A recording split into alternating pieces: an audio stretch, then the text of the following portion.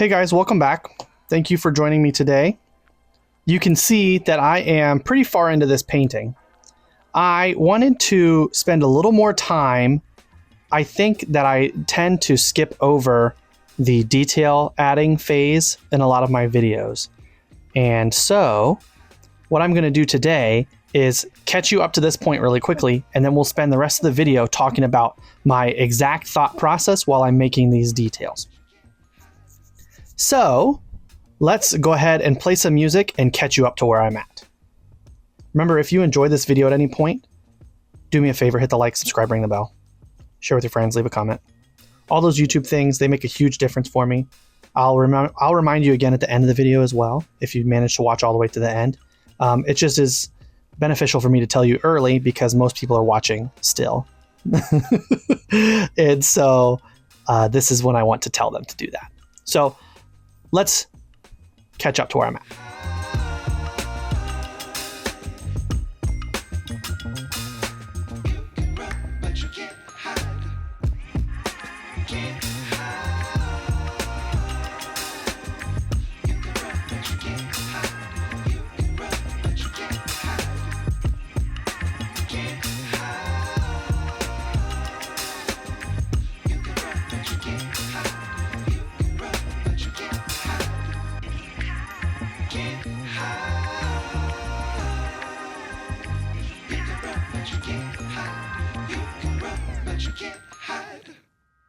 Okay, so you saw me catch up to this point.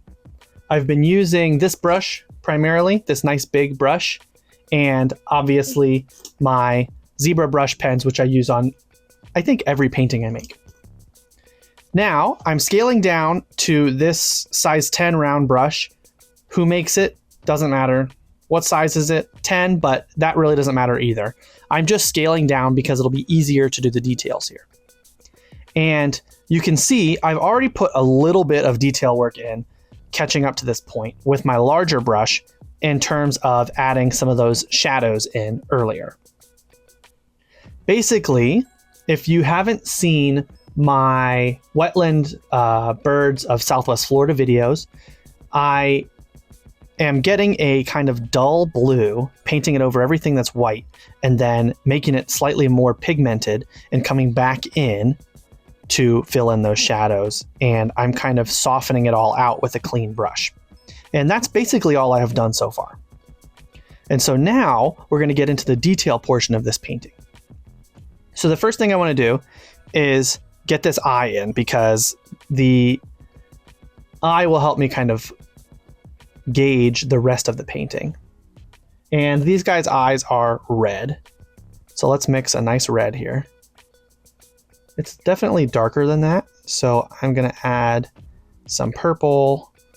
I'm even going to add a little bit of brown just to kind of darken this up without making it too dull. I still want it to be vibrant. And now I'm going to put this color in here. So I've got my reference picture off to the side here. This is what I'm looking at. And at this point, I'm going to zoom in on his face, and I'm going to work on some of these details. I'm noticing that there's a little bit of green to the skin, and I think I want to make sure that that's in there, but it's not quite green all the way. It's a bit of a teal.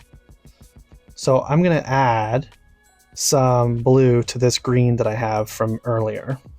Just to make sure that I'm not seeing things, I'm going to bump the saturation up here on my sample, and I'll do it on what you can see. So when I bump the saturation up like that, I can see that this is definitely kind of a blue teal color, and I really like that. So I'm going to add that in. So I've got this teal mixed, and that's a little too dark for me, but I can put it in for now and then clean my brush off and spread out what's there.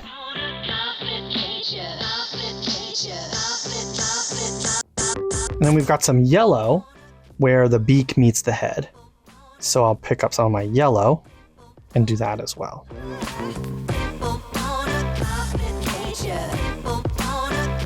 And it's okay that I'm losing that pupil a little bit. I can come back in with my pen later and add it back in.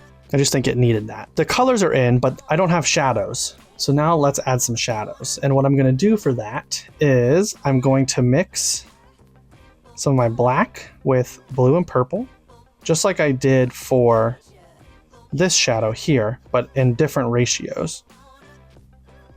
And I'm going to water this down a lot. It's very milky right now. I would need it a little closer to water. And let's go into the darkest darks here. So we've got some really dark down here.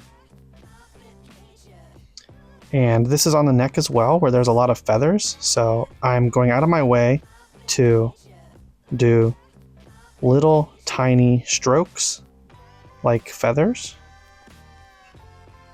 That way, when this dries, you'll be able to see some of that.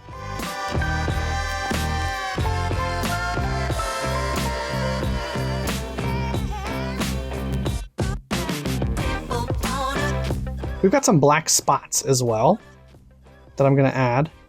I'm never just going to put black down on a painting. This black's pretty boring, so I'm going to do black and brown and some purple so that these stand out really strong. And I'm not perfectly following these, but I'm just getting a good approximation of the kind of vibes that they're giving me.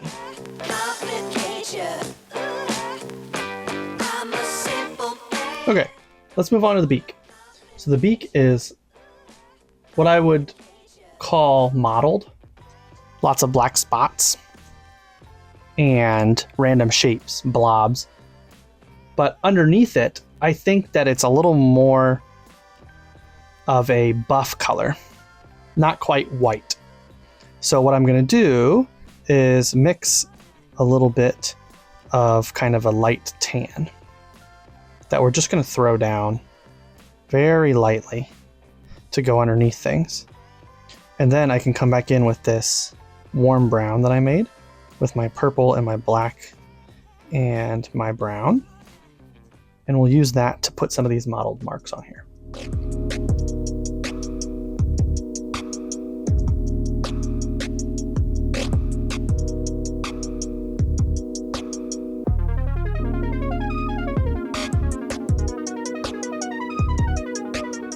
I think I need to soften this up a little bit. So what I'm going to do is clean my brush off. It's a little bit damp, and I can come back in here and just kind of poke around.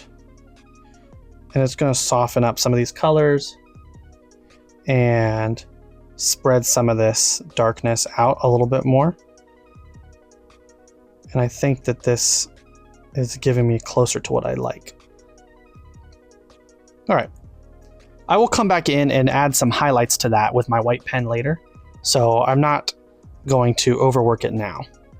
I have this white spot out here that's water dripping off of this guy. I can go ahead and add that in now, and what I'm going to do is put a little pink here. There's not really a go-to way to do this. It's kind of just you got to have experience working with and painting water. Look at a lot of reference, but I think a little green for our background, a little pink reflected of him will give us a nice little look. And then I can come in with my white pens and markers later and add some highlights to that, and it'll really shine. All right, I think his head is done for now, at least. Let's move on to the body back here. We're missing a lot of information. So the first thing I'm going to do is get a very dark magenta color. So I've got some of these bright reds and some of these darker reds. I'm going to mix them together. And I'm even going to add a little bit of purple to push me closer to a magenta. And I'm going to make this stripe you can see right on the top of his wing.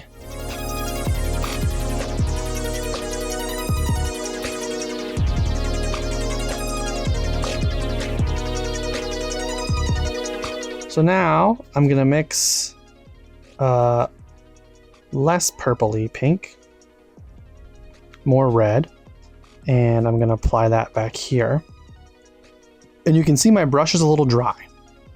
So when I put it flat like this and pull it across, I get some streakiness, and that's good. because that's just free texture. And I like texture. Texture makes my painting interesting.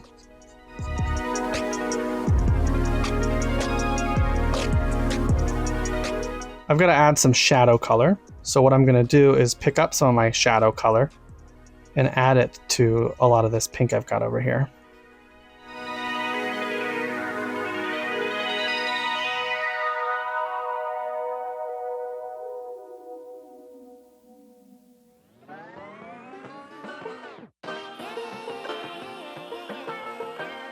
Due to the nature of my reference photo, a lot of detail is kind of missing from what I need to find out.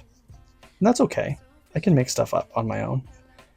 And one of the things that's missing is some of this detail on the back here. So I, just based off of what I know of bird anatomy, I'm going to fill in some of these missing details.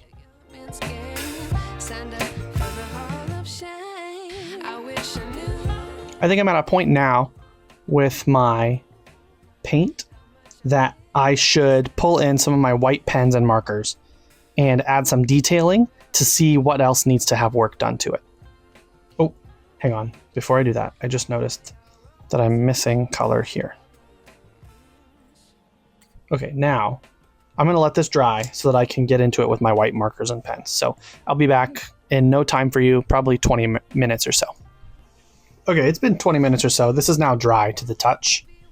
And we're going to move on to our white pens. If you've not seen one of my videos before, I use two different white pens whenever I'm adding some of these final white pen details. First one is this Posca marker, and the second one is this white gel pen. They both have their advantages and disadvantages. There are definitely other things like these that you could buy to use. These are just the ones that I tend to use. This guy is very thick. He helps to give me some real thick, very vibrant white highlights. This guy's a little thinner. He doesn't always cover as well as the Posca marker, but he does allow for some more fine level of detail. Now, I'm going to start here with what I think is the most important part to get in and get highlighted, which is the eye. I always find that once I get the eye in, kind of the rest of it falls into place. So I mentioned earlier that I was going to come back in with my black marker first, my black pen first. So I'm going to do that just to get this nice and black. And then we will take my white pen here and add some highlighting. You can see right away the difference that makes. I'm going to work out from there. So I've got a highlight on the top side. I got a highlight on the bottom side.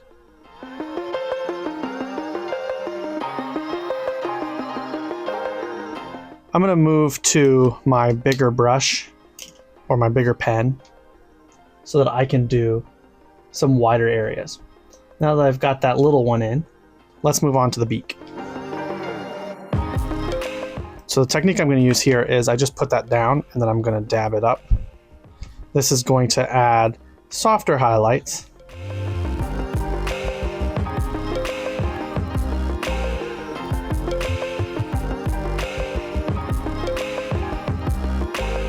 And now let's do some of these white feathers. So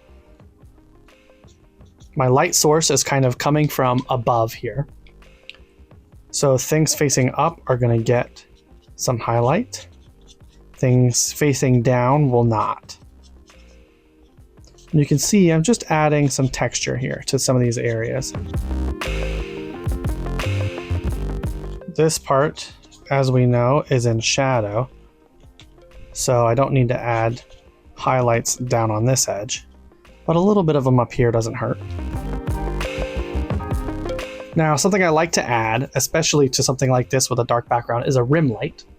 There's no particular rhyme or reason behind when I add it or why I add it. I just think that it looks nice. It's not in the original painting, as you can see, but I think that they look good.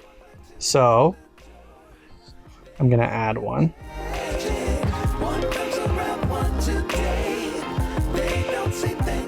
Now we're on the feathery parts. I'm going to make my rim light a little more broken up.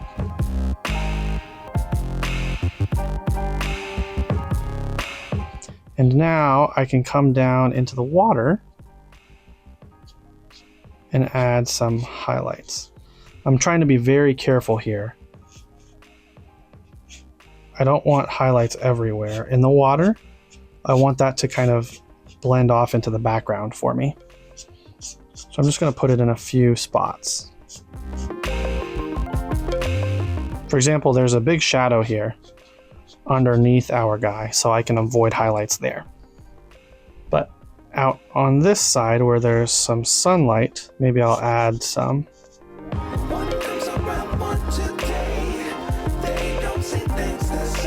I want to add a little bit more detail here with my smaller pen. Along these edges where the shadows meet, I'm just going to break them up a tad.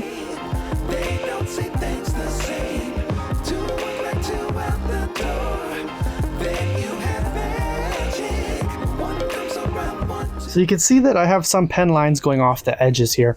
I don't think that's a problem. I think that looks pretty cool. I'm pretty close to finished here. I hope if you were confused about some of my processes, or if you wanted a little closer look as to what I was thinking about during my detail phase, I hope this provided that for you. If you enjoyed the video, don't forget to leave a like, hit the subscribe button, ring the bell, leave a comment. All of those things, they make a huge difference to the channel. I mentioned this earlier. If you stayed all the way to the end, you must have liked something, I hope. And so do me a huge favor and do one of those things, maybe two, maybe all of them if you really liked it. Makes a really big difference. There is a box here that will show you a video YouTube thinks you like. There's a circle down here that will take you right to my channel. Thank you so very much for watching, especially if you made it all the way to the end. And I will see you guys in the next one.